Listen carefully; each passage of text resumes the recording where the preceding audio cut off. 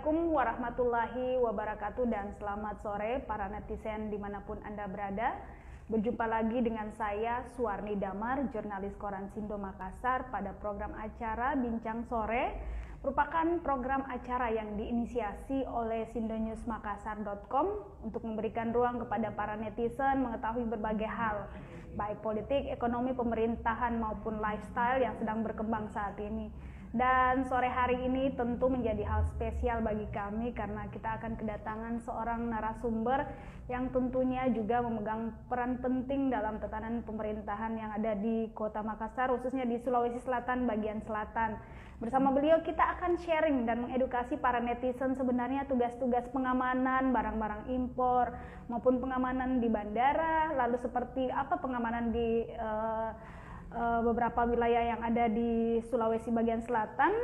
Saat ini kita akan join bersama narasumber kita, Bapak Kepala Kantor Wilayah Direktorat Jenderal Bea dan Cukai Sulawesi bagian selatan. Bapak akan mengetahui bagaimana kesiapan dari Dirjen Bea dan Cukai wilayah Sulawesi bagian selatan dalam menghadapi new normal saat ini, bagaimana pola pelayanan mereka kepada masyarakat dan bagaimana mekanisme pengawasan mereka terhadap barang-barang, misalnya barang impor yang masuk di Sulawesi bagian selatan.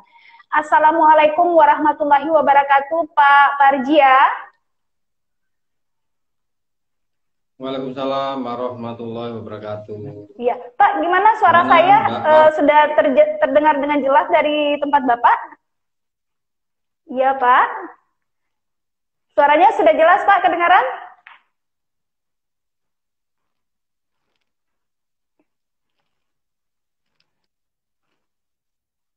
Ya, alhamdulillah. Pak, apa kabarnya Pak hari ini? Apa kabarnya Pak?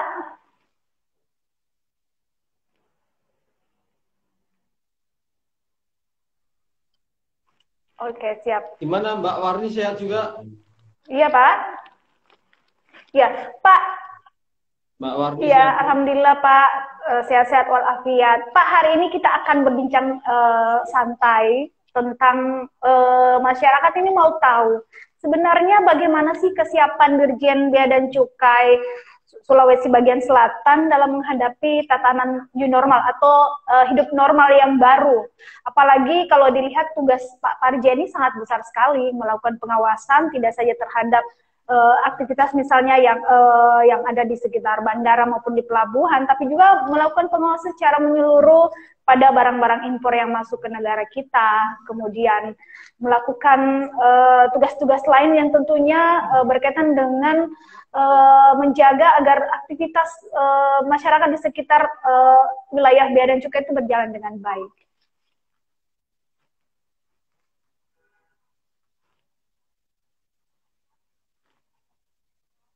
Halo Pak.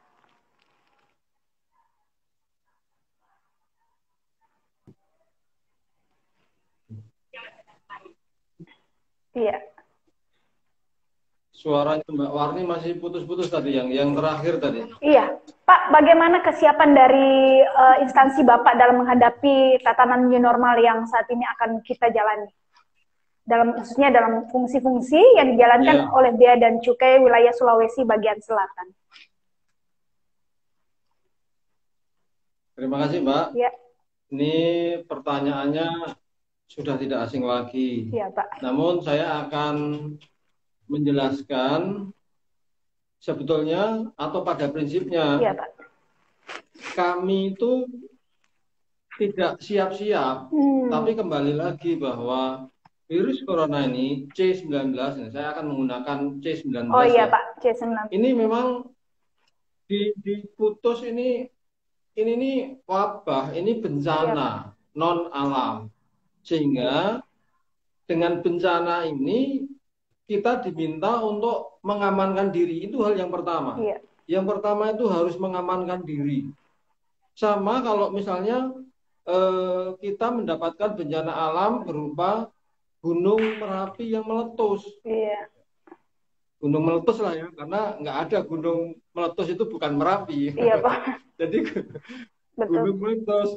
Tapi karakter gunung meletus itu sebetulnya ada sebelumnya ya. Iya, Ada peringatan-peringatan. iya, Nah, ini sekarang ini kita nggak ada yang seperti itu. iya, Tahu-tahu muncul di Wuhan, terus ini tiba-tiba. meluas ya, termasuk ke Indonesia. Nah, sehingga Betul, Pak. pada saat virus itu muncul, mau tidak mau, Iya, kita semua iya, siap-siap supaya apa? Supaya tidak menjadi korban. iya, Nah, sekarang fase yang kemarin itu mengamankan diri, iya. sekarang sudah tidak lagi. Hmm. Karena apa? Karena posisi kita diperintah untuk hidup.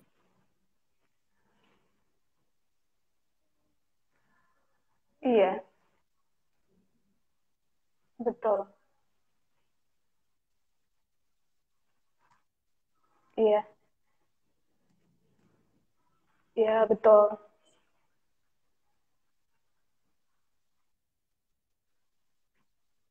Iya, iya, iya, iya,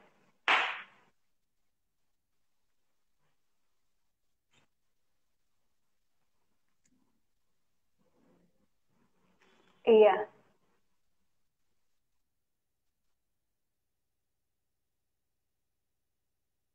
betul.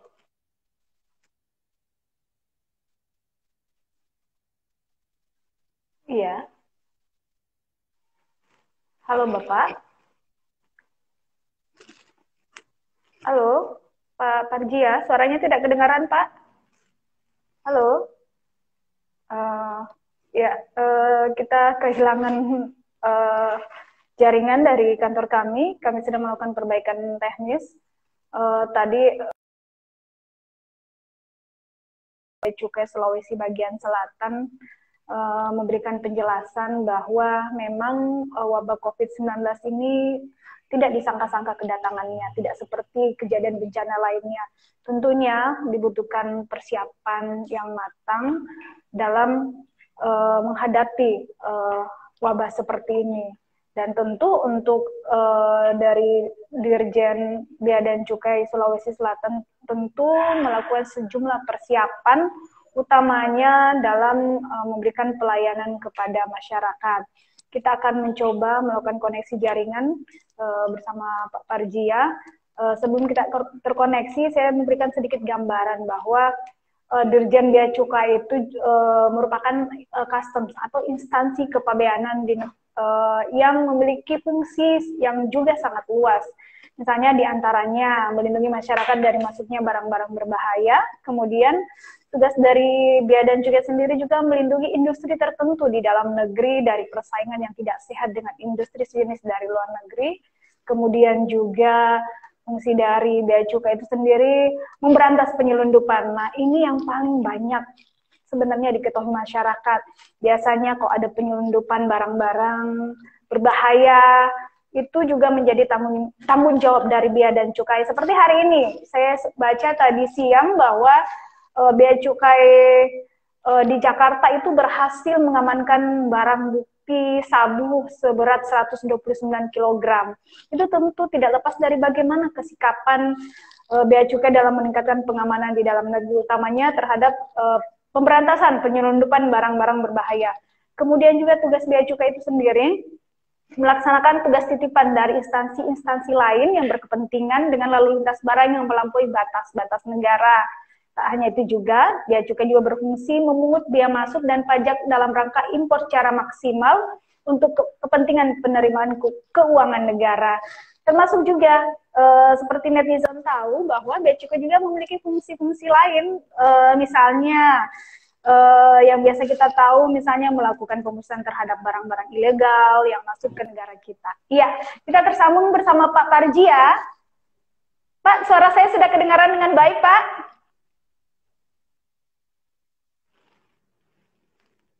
Bapak? Pak Parjia, apakah mendengar suara saya dengan baik?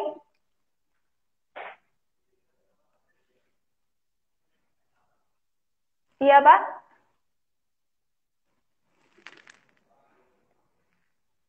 Halo Pak.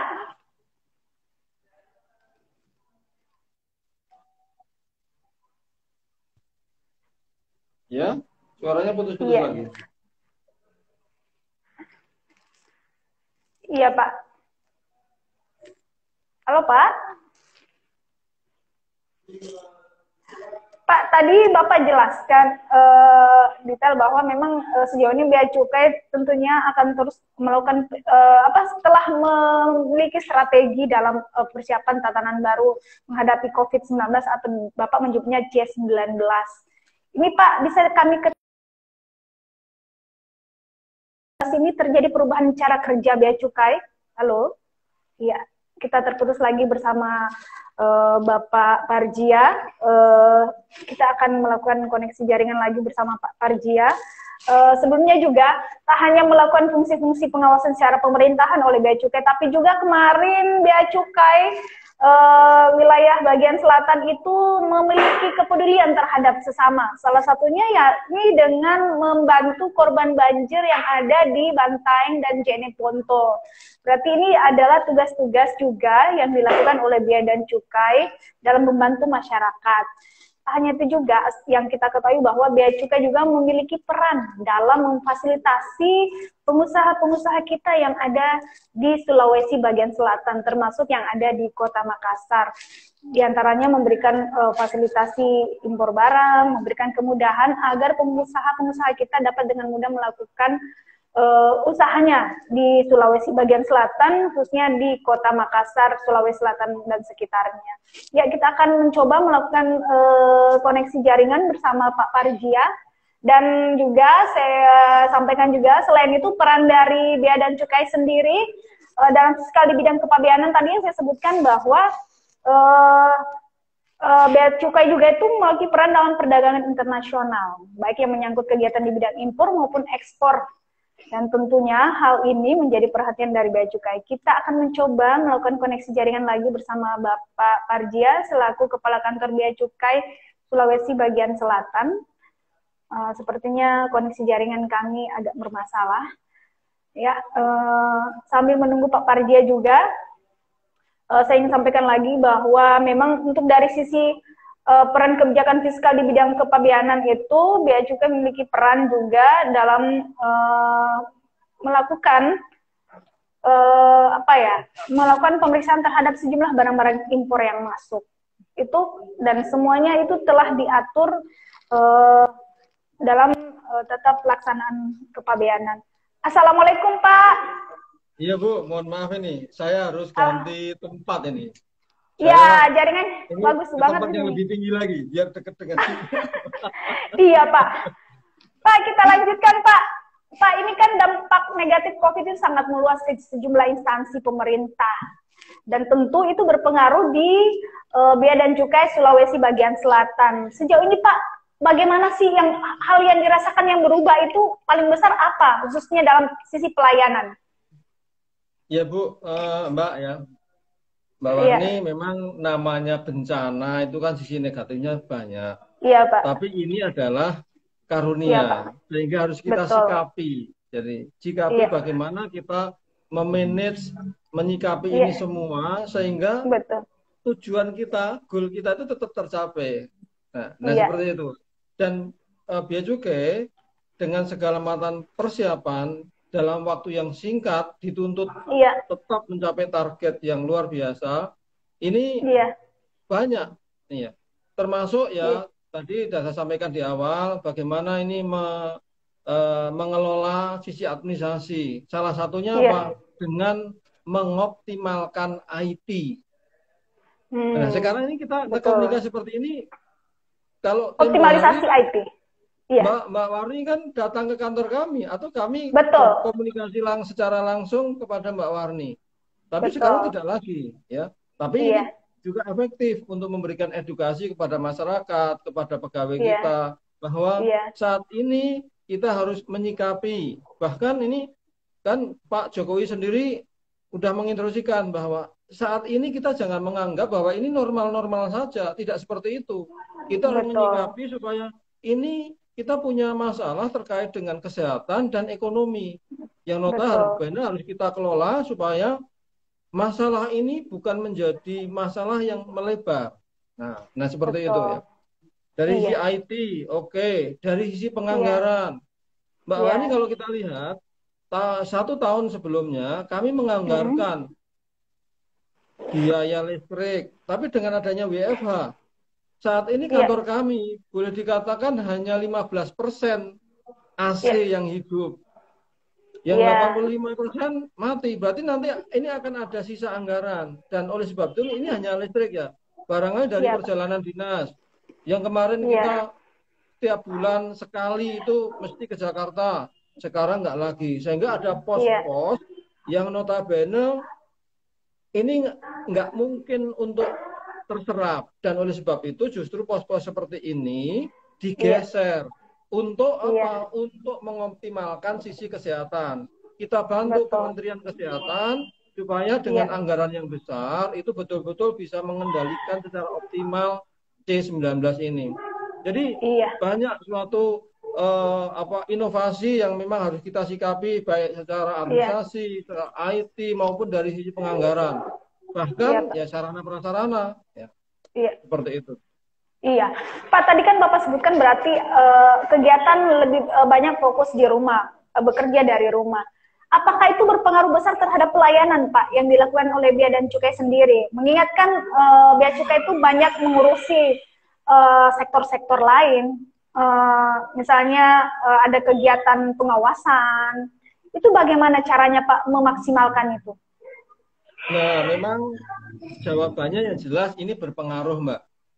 Berpengaruh itu terkait dengan pelayanan. Hanya saja kita tetap tidak ingin pengaruh ini mempengaruhi kualitas maupun kuantitas. Sehingga dengan tadi memanage kita supaya kualitas pelayanan kita, kuantitas pelayanan kita tidak turun, maka proses yang kemarin tidak, yang istilahnya normal saja, sekarang harus menggunakan cara-cara the new normal. Misalnya apa?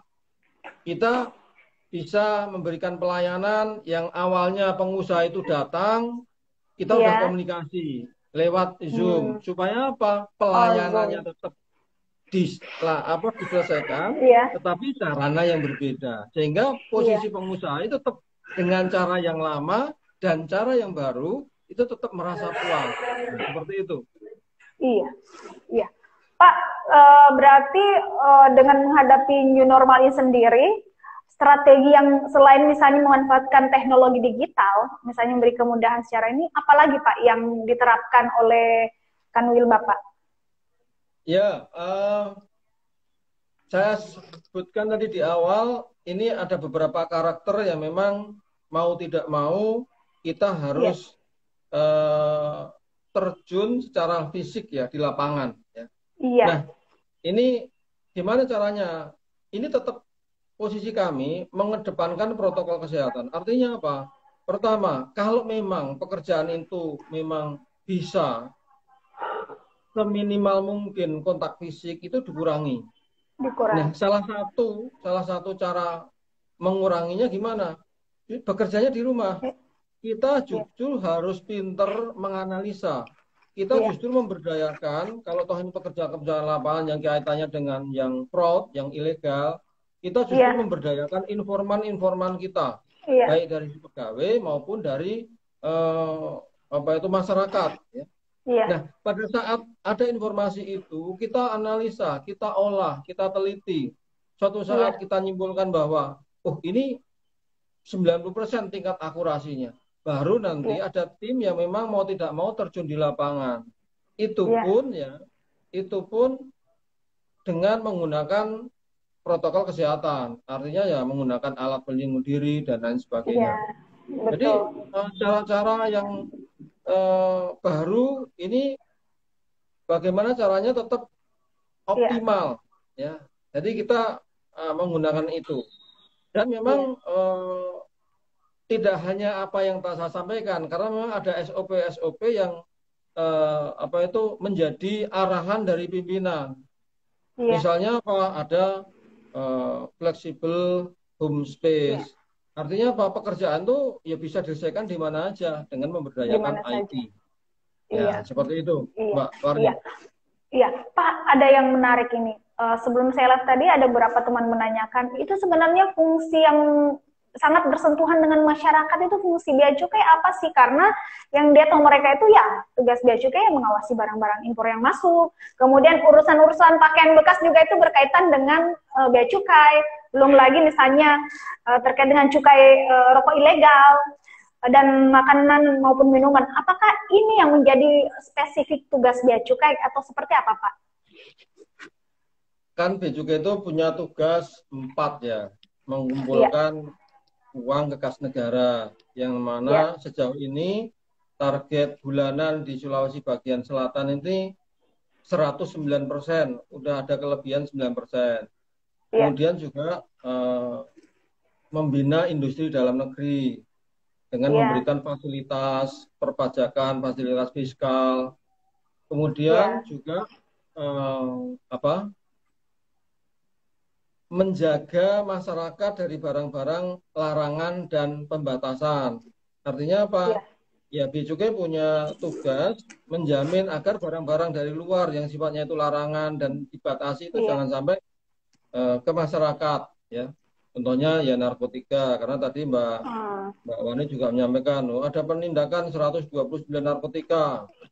Kilo hari ini. Kilo narkotika. Kilo, iya. Jadi penerimaan negara, industrial assistant, community protector, ya. Sekaligus juga ini tugas-tugas di perbatasan, ya. Oh, tugas di perbatasan. Iya. Pak, berarti kalau melihat tugasnya yang sangat luas ini, berarti SDM-nya banyak juga ya, Pak? Karena tugasnya juga melakukan pencegahan, penindakan. Itu mereka ditempatkan, apakah di setiap misalnya bandara selalu ada, di pelabuhan ada, atau di daerah perbatasan itu mereka ditempatkan bersama dengan aparat lain atau memang tersendiri?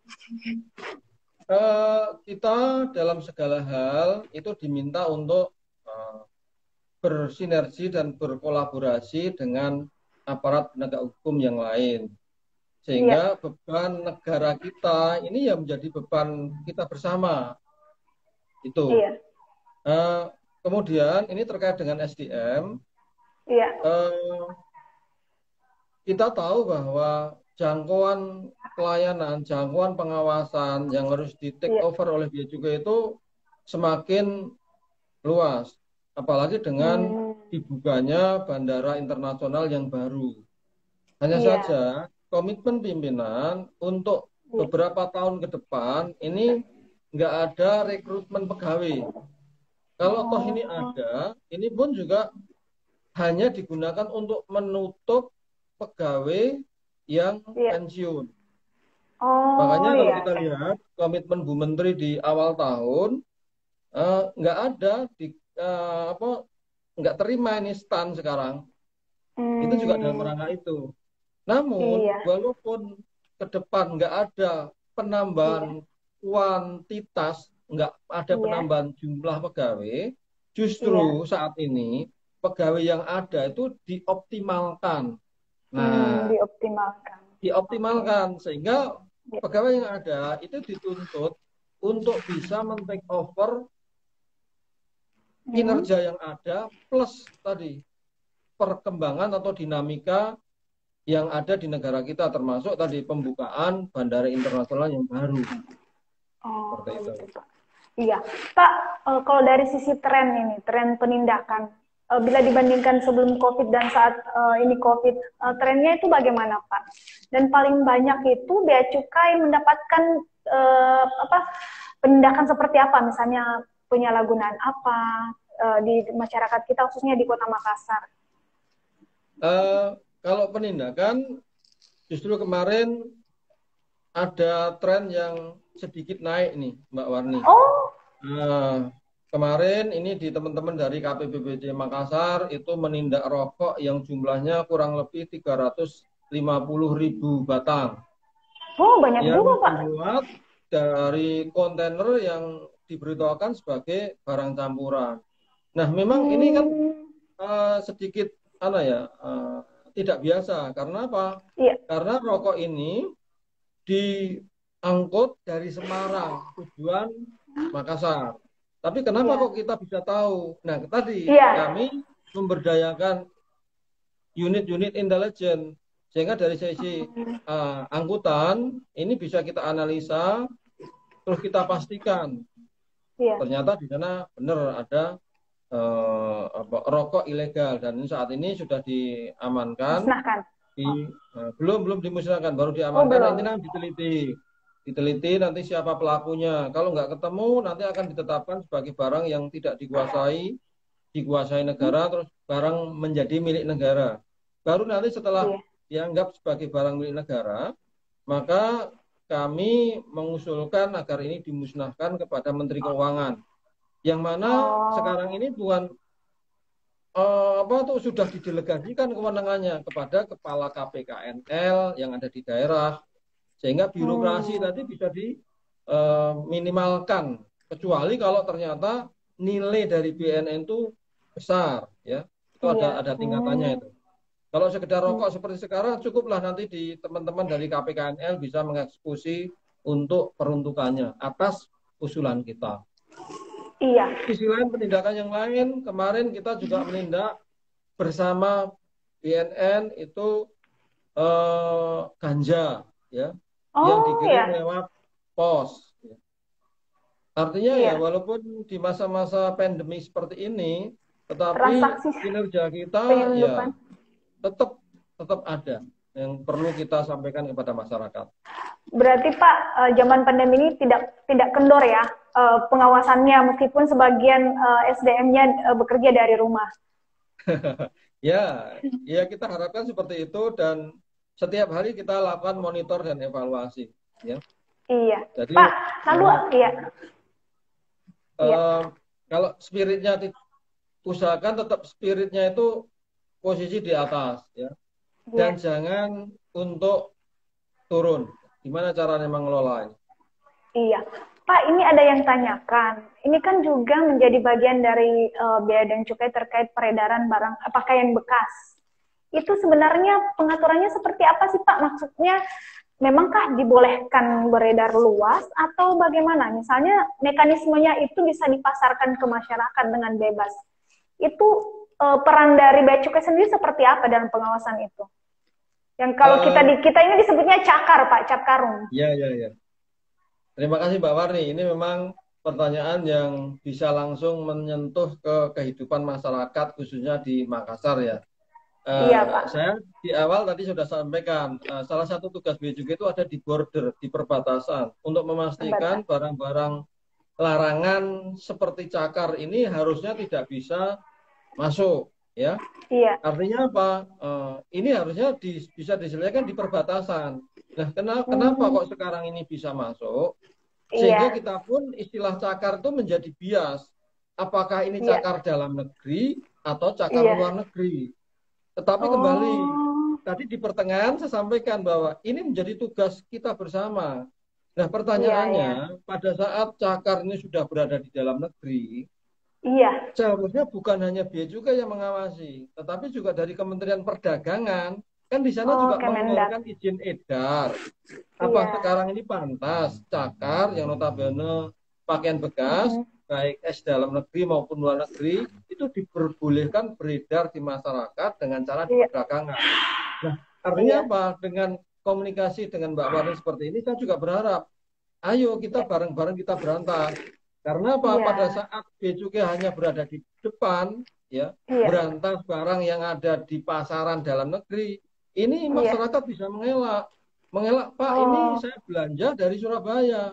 Yang notabene Surabaya itu juga bagian dari Indonesia. Sehingga kepastian apakah ini ekspor atau bukan, ini nggak pasti. Sehingga nanti pada saat agresif Bea Cukai melakukan intervensi seperti ini, memungkinkan masyarakat itu menggunakan haknya berupa apa? Yang menggunakan hak hukum, bisa gugatan hukum PT UN ataupun perdata.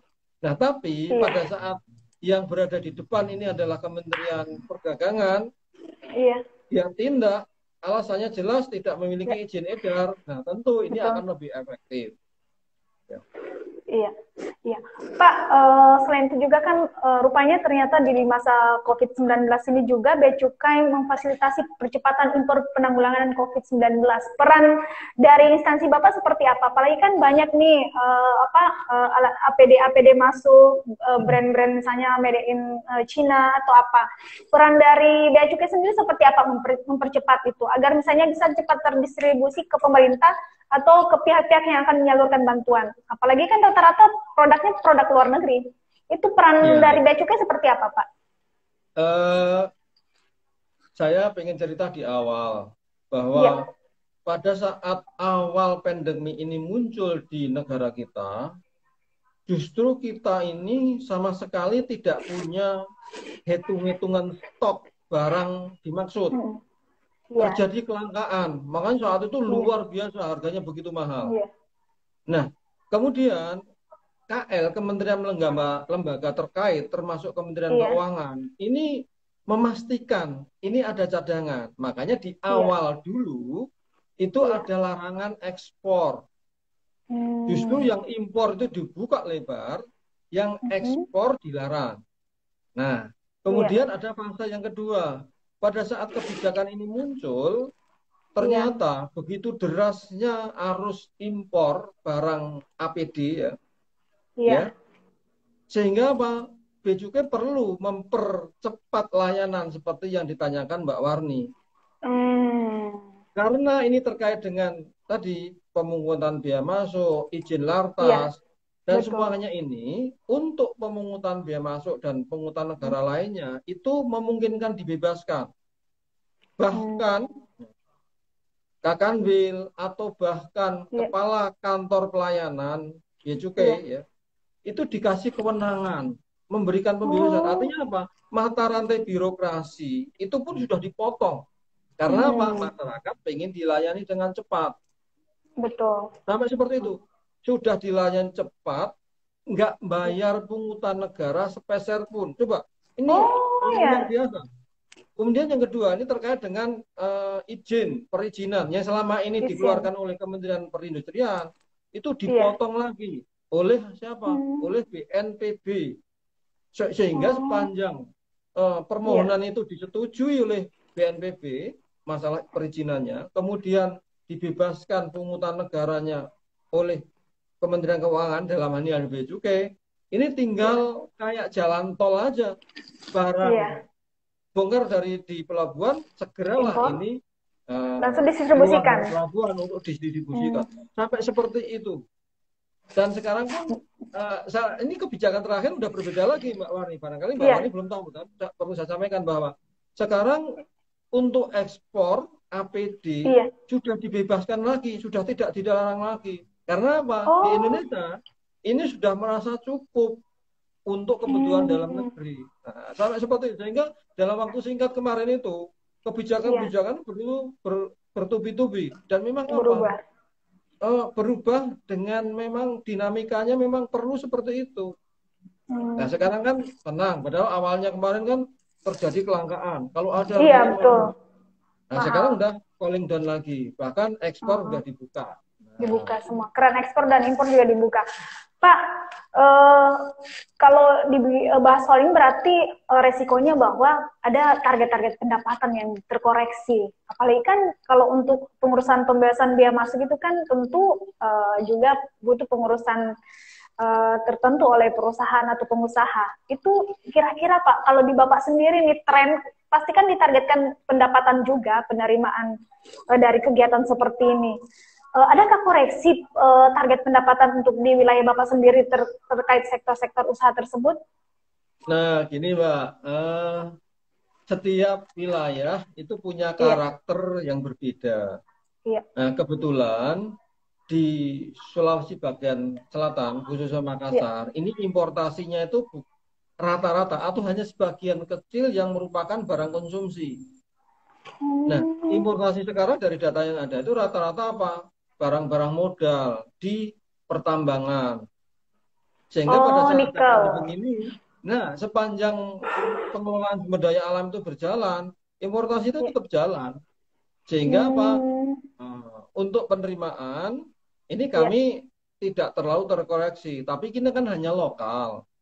Dan memang secara nasional sampai akhir tahun nanti prediksi penerimaan bea masuk ini dari barang-barang impor ini cuma 88%. Karena memang ada penurunan volume yang masuk. Tetapi khusus di Sulawesi bagian selatan ini tidak terkoreksi karena memang komoditi yang diimpor ini termasuk kebutuhan pokok dari industri pertambangan khususnya ya.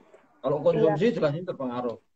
Nah memang ya secara nasional terpengaruh, tetapi secara lokal kami masih bisa bertahan. Makanya di awal tadi saya sampaikan target penerimaan atau realisasi penerimaan kami sampai bulan Mei ini 109%.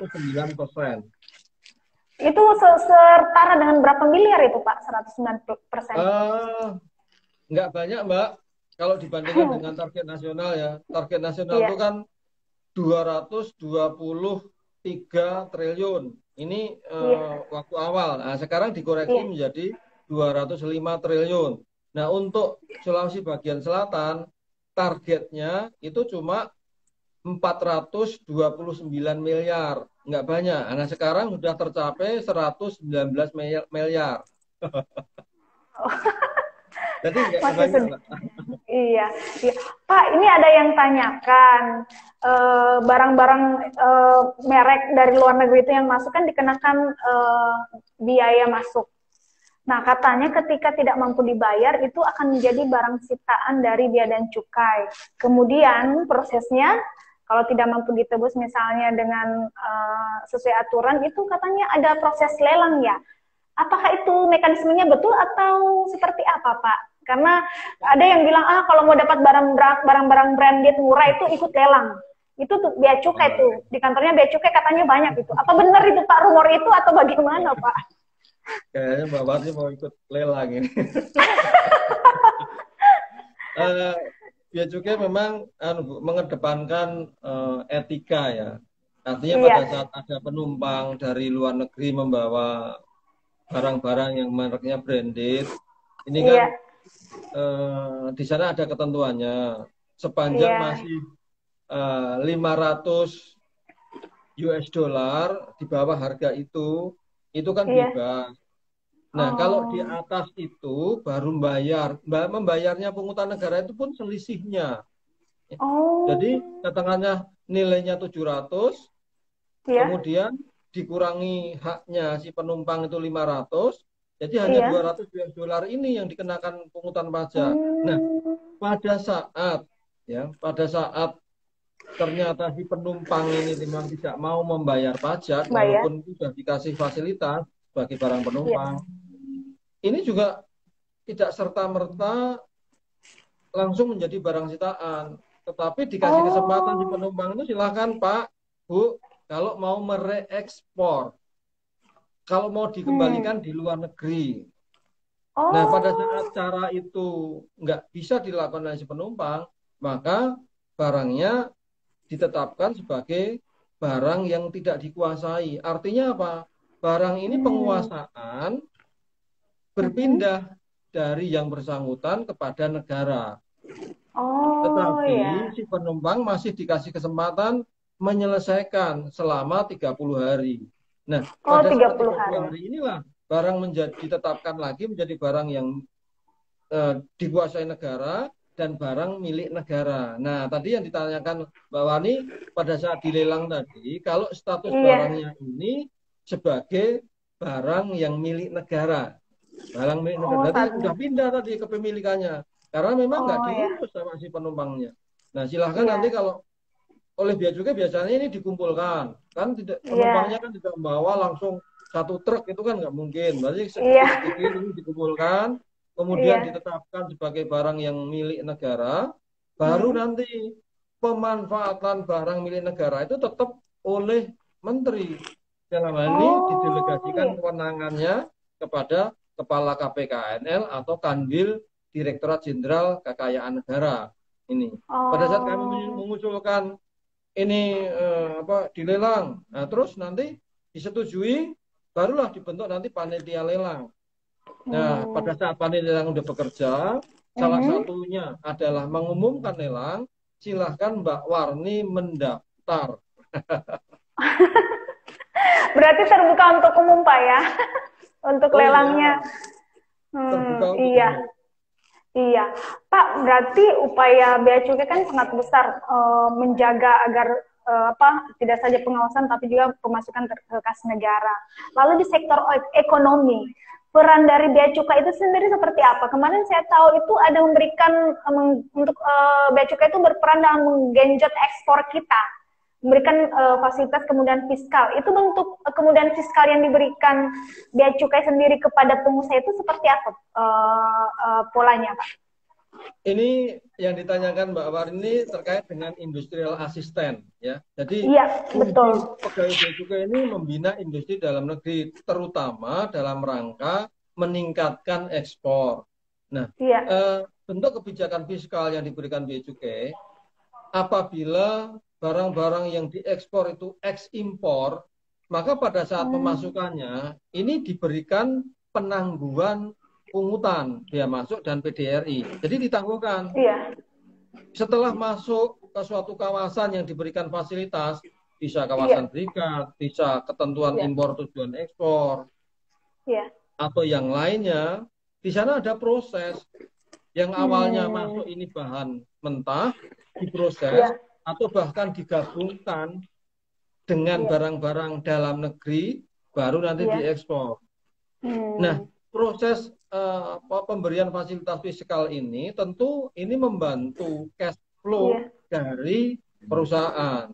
Awalnya membayar, dikasih fasilitas supaya membayar, tetapi untuk tujuan ekspor. Nah, keuntungan terkait dengan pemberian fasilitas fiskal ini tentunya tadi pertumbuhan ekonomi lokal itu meningkat. Karena apa? Salah satunya paling tidak tenaga kerja setempat itu terserap. Ya? Betul, Pak. Nah, seperti itu salah satunya. Iya, Pak. Kalau kita di wilayah Bapak sendiri banyak ya perusahaan yang memanfaatkan fasilitas fiskal seperti itu. Kalaupun banyak, itu paling banyak sektor apa sih Pak yang memanfaatkan fasilitas tersebut? Ini jawabannya sedikit sangat menyedihkan ini Mbak. Karena apa? Kenapa bisa Pak? Yang memanfaatkan itu nggak banyak, masih 5 itu yang kawasan berikat dan tambah 4 itu yang kite. Ini nggak banyak. Beda Mbak kalau di Jawa, karena ternyata survei di Jawa itu menguasai 80% industri di seluruh Indonesia. Artinya apa? 20% itu tersebar di Kalimantan, Sulawesi, Sumatera, coba. Artinya sehingga apa? Industrialisasi itu belum merata. Makanya ini tugas kami untuk memberikan sosialisasi supaya apa? Pengusaha-pengusaha yang ada di luar Jawa itu respect. Karena perlakuannya sama. Perlakuannya untuk fasilitas fiskal di Jawa sama di luar Jawa ini sama. Tapi ya sejauh ini baru ketemu Pak 5 kawasan berikat sama 4 gitu coba. Kecil banget Pak ya. Berarti ketika ada rumor bahwa ibu kota akan pindah ke Kalimantan itu berarti menjadi peluang buat Bapak dong untuk pengembangan itu. Nah, memang hal yang secara tidak langsung terjadi nantinya. Itu salah satunya ya karena pemerataan tadi, ya. Jadi memang Pak Presiden kita udah sangat visioner, ya, sangat visioner. Dan kadang-kadang kita nggak terpikirkan seperti itu, tapi kenyataan ke depan akan dipaksa. Paling nggak nanti importasinya akan lebih banyak ke arah sana, karena apa? Barang-barang ini dibutuhkan di sana. Nah, seperti itu, Pak. Iya. Pak, ada yang tanyakan, kalau di bandara itu yang petugas bea cukai itu yang mana sih Pak? Apakah yang memeriksa seluruh tubuh kita ketika akan masuk ke bandara, lalu kemudian mendeteksi tas-tas barang penumpang, lalu mendeteksi yang mana yang barang berbahaya itu seperti apa Pak? Lalu ada yang tanyakan nih, kok kenapa kalau penerbangan internasional itu kita dilarang bawa air mineral dari ke ruang tunggu, itu kenapa Pak? Gini Bu, di bandara itu ada 3 institusi yang berkompeten, menang ya. Pertama imigrasi. Imigrasi ini terkait dengan orangnya. Sehingga juga nggak akan campur tangan ini urusan dengan orangnya. Oh iya betul. Kemudian yang kedua dengan karantina. Ya. Yeah. Karantina itu terkait dengan media pembawa. Artinya apa? Orang yang dari luar negeri itu harus bisa dipastikan bahwa dia tidak membawa media pembawa tanaman ataupun hewan. Yang mana nanti kalau ini masuk ke Indonesia, ini bisa menular ke tanaman-tanaman sejenis di Indonesia. Nah, seperti itu. Nah, yang ketiga ini bea cukai. Bea cukai itu hanya sekedar barang, ya, mengurusi masalah barang. Jadi bukan orang atau bukan media pembawa. Nah, kaitannya dengan tadi contoh kok membawa air mineral aja nggak boleh, boleh nih. Karena apa? Sepanjang barang itu merupakan barang penumpang. Nih, pengertian barang penumpang ini gini, Mbak.